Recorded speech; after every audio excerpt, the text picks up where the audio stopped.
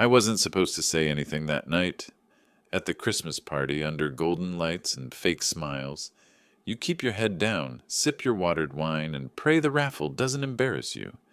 But when my boss turned his glass toward me and asked, loud enough for the whole table to hear, "So did you enjoy your $8,000 bonus this year?"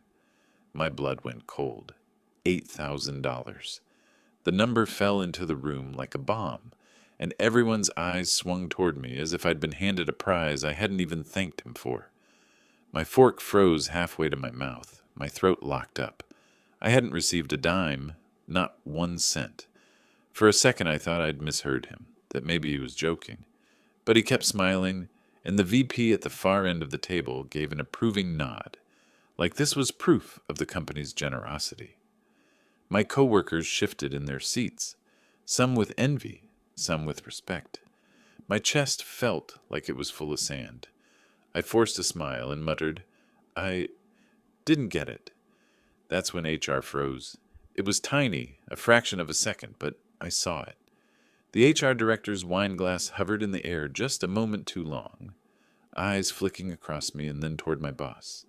The kind of pause you only notice if you're living at the very edge of your nerves. Then she coughed, smiled again, and the conversation rolled on. But I had seen it. Inside, I was screaming. Rent was due in 5 days. My kid's winter coat was patched with duct tape at the sleeve. I'd been stretching gas money by skipping breakfast. $8,000 wasn't a bonus to me. It was survival. And apparently, somewhere in the books, it existed. Just not in my hands. When the dinner plates were cleared, I slipped to the bathroom, locked the stall, and pulled out my phone. Logged into payroll. There it was. BN08 holiday bonus. Processed. Amount $8,000. Status. Paid. But my bank account? Empty. Not pending. Not delayed. Just nothing. My heart thudded so hard I had to lean against the cold tile. What was this? A glitch? A mistake? Or something worse? I stared at the little code on the pay stub, BN08, and next to it, in smaller gray letters, Ret, Agi, Pending. I didn't know what it meant, but it didn't sound like Merry Christmas. Walking back into that ballroom felt like walking into enemy territory. The chandelier light glared down. My boss laughed too loudly. HR kept her eyes on the dessert tray. No one looked at me. That told me more than words.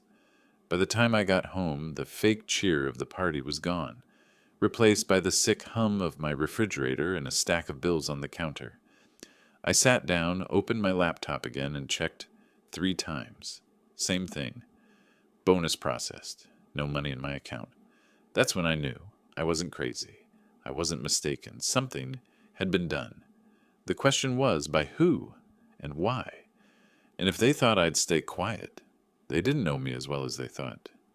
If you've ever had a bonus disappear or felt cheated at work, you'll know the fire in my chest that night. Don't let these stories vanish. Drop a comment telling me where you're watching from and what you would have done in my place. And please, hit subscribe and like. This is just the beginning. And trust me, you'll want to see how it unfolds. The next morning, I sat at my desk, pretending to work, while my inbox filled with the usual end-of-year noise. Corporate holiday memes, reminders about PTO rollover, and don't forget to log your hours. But my eyes were fixed on one draft email. Subject line, holiday bonus discrepancy. I typed, deleted, retyped. Finally, I hit send. Hello, I believe there may have been an error in payroll. My holiday bonus, BN08, shows as processed on my pay stub, but no funds were deposited into my account. Could you please confirm the status? I read it twice before pressing send. My palms were damp. HR replied in less than 20 minutes. Thanks for flagging this. It may be a processing delay with your bank. Please allow 1 to 2 business cycles and let us know if it still hasn't posted. A canned brush off. I swallowed hard and wrote back. Understood, but my paycheck posted on time. Only the bonus is missing. Can you confirm it was actually transferred? No response for the rest of the day. That night, I opened my laptop again. Checked my account. Still nothing. Then I stared at the stub until the letters blurred. Ret, Agi, pending. I didn't sleep much. By morning, I had another email. Hi, my name. I checked with payroll and everything looks good on our side. Sometimes larger bonuses are routed through secondary accounts for retention purposes. This is normal. Please wait until the next cycle. Retention purposes. My stomach dropped. I'd never heard that before. And why hadn't anyone ever said that to me in the past? I opened Slack and messaged a guy I trusted in payroll, Brian. He wasn't supposed to share anything, but we'd bonded over long nights fixing expense reports. Hey man, I typed. What's ret? Agi, pending mean, showed up on my bonus line. For a long minute, no reply. Then just one emoji. A frozen face. That chilled me more than words. I pushed, is this bad? He wrote back, can't talk here, but check your stub carefully. If you see manual override, that's not good. My fingers shook as I scrolled.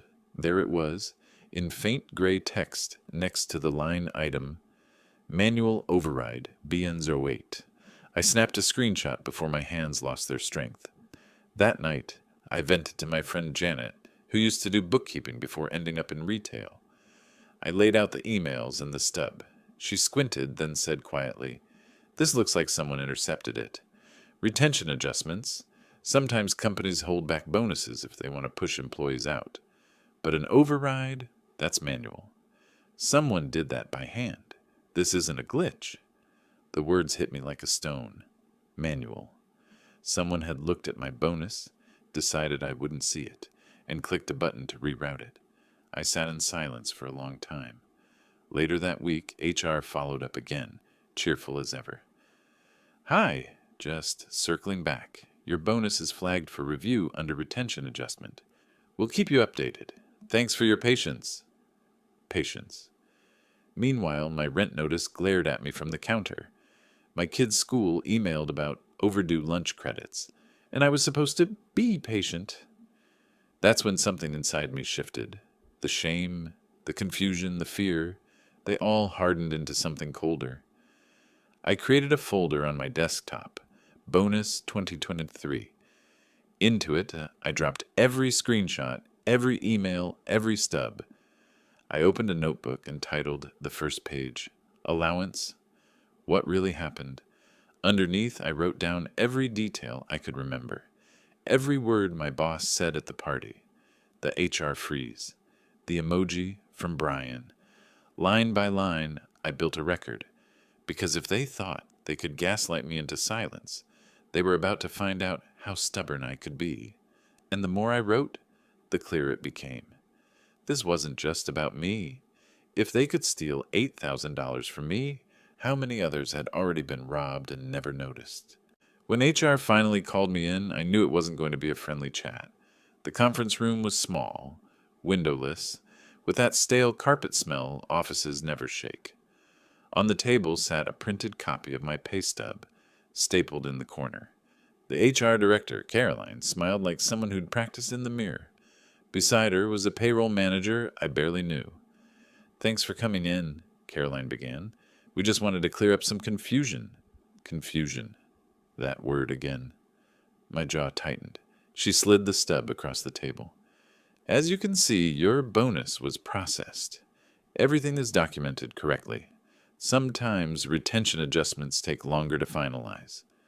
I placed my notebook beside it, open to a page filled with dates and quotes.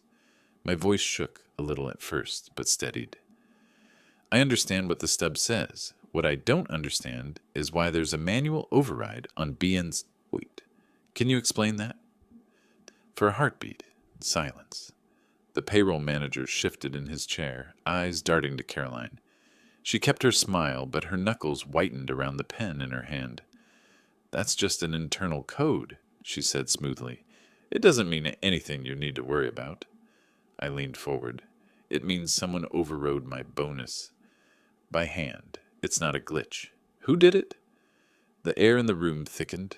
Caroline's smile faltered, just for a second. Then she closed the folder. We'll review and get back to you.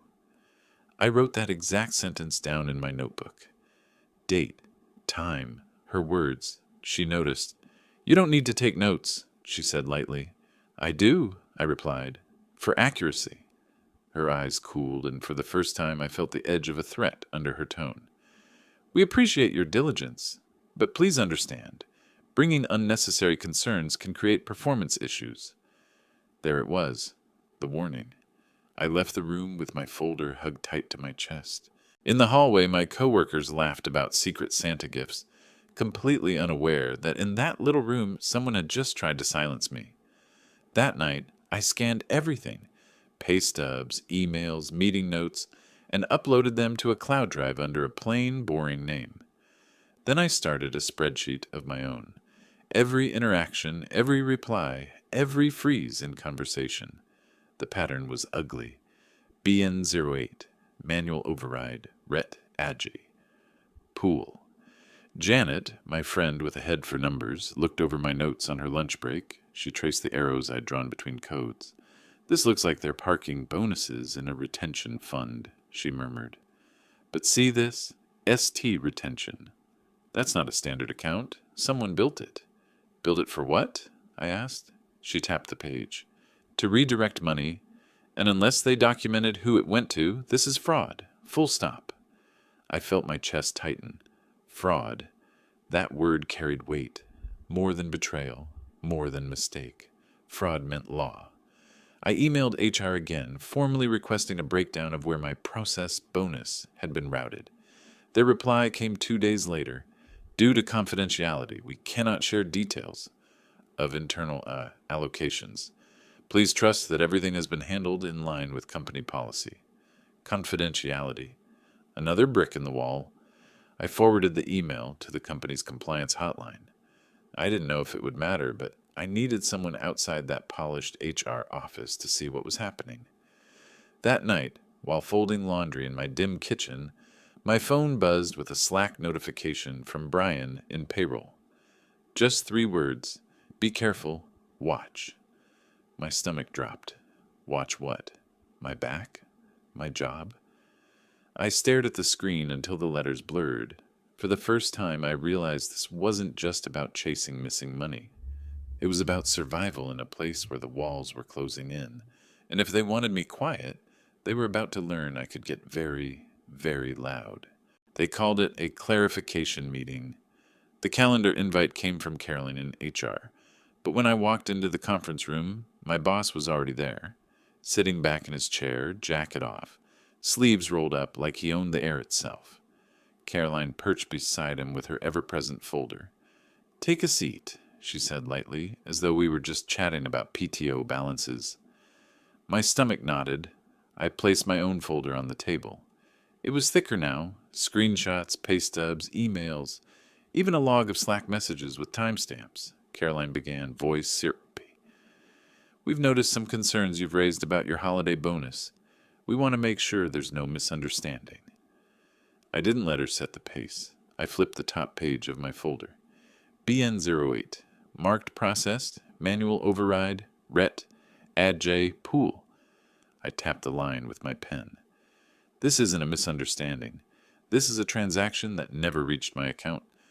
Where did it go?" Silence. My boss shifted in his chair, exhaling through his nose like a bull. "You know, sometimes employees don't understand the bigger picture," he said. "Retention adjustments are about long-term incentives. Not everyone needs to see cash right away." Not everyone. The words hit like a slap. "So you decided," I said quietly, "that my rent, my kids' lunch, my bills, that's all could wait? Because you needed to retain me?" Caroline leaned forward. "Let's not get emotional. Company policy allows us to manage bonuses in ways that—" "Policy doesn't allow fraud," I cut in. My hands were trembling, but my voice wasn't. This was manual. Someone chose to reroute my money. That's theft. You can call it retention, but the ledger doesn't lie. For a flicker of a second, my boss's smile cracked. He leaned closer, lowering his voice so it carried only across the table. "Careful," he said. "Pushing too hard on things you don't understand can create consequences." There it was, the threat in daylight. I opened my notebook, wrote his words down, and looked him straight in the eye. Noted. The room chilled. Caroline's pen tapped nervously. My boss leaned back, suddenly aware of how loud the silence had become. And then, 3 sharp knocks on the door. 2 men in suits stepped in. One introduced himself. "Internal compliance. We'll need this room." Caroline blinked. My boss's face went red. "We're in the middle of a private HR conversation," he snapped. "Not anymore," the compliance officer replied. "All conversations related to BN08 adjustments are now under legal hold. Please hand over any notes or files you've prepared." For the first time since this started, I felt the weight shift. Not victory, not yet, but momentum. Caroline shuffled her papers, stammering. My boss muttered something about misinterpretation. The compliance officer repeated firmly, "Effective immediately, no deletions, no edits, no file transfers. Everything is preserved." I sat back, my folder still in front of me. They didn't ask me for it. They already knew who needed watching. When the suits left, the room deflated. Caroline mumbled that we'd follow up soon. My boss avoided my eyes. I gathered my papers slowly, slid them into my bag, and stood. At the door, I turned back just long enough to say, "You're right about one thing. The ledger doesn't lie." Outside, my legs felt like water, but my chest burned with something close to relief, because now it wasn't just me keeping score. The investigation moved faster than anyone expected. Within a week, the office gossip mill buzzed with whispers about auditors and forensics. People noticed men in suits setting up in a corner office with laptops, pulling logs from payroll and HR systems. IT sent out a stern email about preserving all electronic communications. To most, it was background noise, but I felt every vibration. One morning, Brian from payroll slid past my desk, dropped a folded Post-it, and kept walking. I opened it. "They're tracing Rhett, Adge Pool." You were right. That single line lit up my veins. By Friday, compliance called me into a separate conference room. 2 auditors, neutral expressions, no small talk. They laid out a series of spreadsheets, internal transfers, manual overrides, and approval chains. "Can you confirm this is your pay stub?" one asked, pointing at the highlighted BN08 line. "Yes." "And this is your bank statement for the same period?" "Yes." They nodded, making notes. Then one of them flipped the page. The spreadsheet showed not just my line, but dozens. Names blacked out, but amounts visible. 5,000 is here, 12,000 are there. All marked BN08, Rhett, Adge, Pool. "What happens after it enters this pool?" I asked. The auditor's face didn't change. "That's what we're clarifying." But I already saw the arrows. Transfers leaving the pool to something labeled Special Incentives, Exec, and another, Discretionary HR Initiatives. My jaw clenched. They weren't just stealing from me. They were siphoning from everyone. That night, over takeout noodles, Janet stared at the printouts I'd managed to keep. "This isn't sloppy," she whispered. "This is deliberate." They built a shadow fund and funneled bonuses to their favorites. Favorites.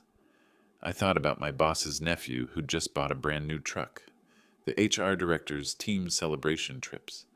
Suddenly, it all made sense. The following Monday, Caroline sent me an email. "Hi, my name.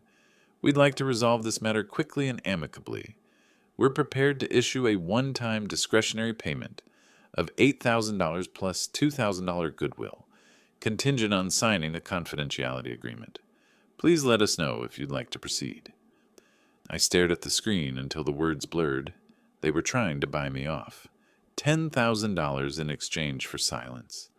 I imagined the other names on that spreadsheet. People who had no idea their bonuses had been siphoned. 10 grand might fix my rent, my bills, even give my kid a better coat. But if I took it, I'd become part of their cover-up. I wrote back one sentence. I declined to sign an NDA. Her reply came fast, sharp. "We strongly advise you to reconsider." But something in me had shifted. For the first time in months, I wasn't afraid. I had proof. I had compliance breathing down their necks. And I had the one thing they'd underestimated: my refusal to stay quiet. 2 days later, the company intranet posted a cryptic announcement. Certain year-end bonus adjustments did not align with internal policy. Corrective measures are in process. Corrective measures. In the break room, people whispered, confused. Some pulled up their pay stubs and frowned. Others asked me quietly, "Hey, did you hear about this?" I just nodded. Inside, my chest felt like a drum, because the walls were closing, and not on me. It all came crashing down in December, 1 week before Christmas. The company-wide email landed in our inboxes like a thunderclap. Leadership update, effective immediately. Boss's name has been terminated for cause. HR director's name has resigned. Interim leadership will be announced shortly. No details. Just cold clinical sentences. But inside the office, it was an earthquake. People crowded into corners whispering. Slack channels lit up with fire emojis and stunned gifs. I didn't celebrate. Not yet. That afternoon, compliance asked me back into the glass-walled conference room. This time, their faces were softer. One of them slid an envelope across the table. Inside was a letter on company letterhead. "We sincerely regret the mishandling of your bonus. You will be made whole in the amount of $8,000 plus interest plus an additional $8,000 compensatory adjustment. $16,000. My hand shook holding the paper. But it wasn't just about the money. It was about the second page. A signed apology from the interim CFO, acknowledging the breach of trust and confirming that all impacted employees would be reimbursed. For weeks, I'd been treated like a nuisance, like a problem to silence. Now, in black and white, the truth was undeniable. I deposited the check the next day. My bank balance swelled for the first time in years. That night, I bought groceries without calculating every dollar. I picked up a real winter coat for my kid. Warm, sturdy, no duct tape required. We ate dinner with the heat on high, and for once I didn't feel guilty about the bill. But the story didn't end there. Word spread quickly that bonuses had been rerouted for years, siphoned into executive incentives and special HR projects. Dozens of employees received back payments. Some cried when the deposits hit. One guy hugged me in the hallway, whispering, "You saved my mortgage." I didn't tell him how close I'd come to signing that NDA. By New Year's, the company had overhauled its entire bonus system. No more manual overrides.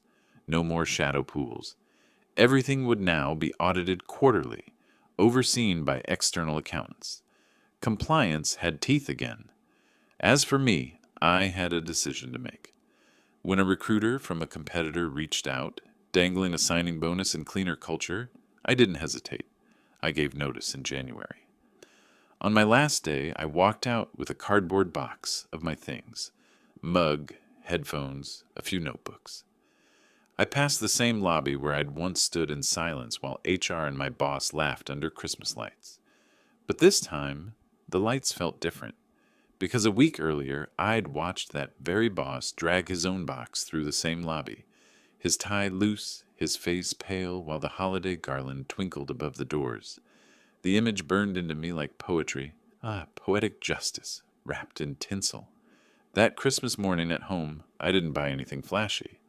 Just a tree with real lights, gifts wrapped in honest paper, and the peace of knowing I hadn't been silenced. My kid tore into his presents, laughing so hard the dog barked. The house smelled of cinnamon and coffee. I sat back, closed my eyes, and felt something I hadn't in years.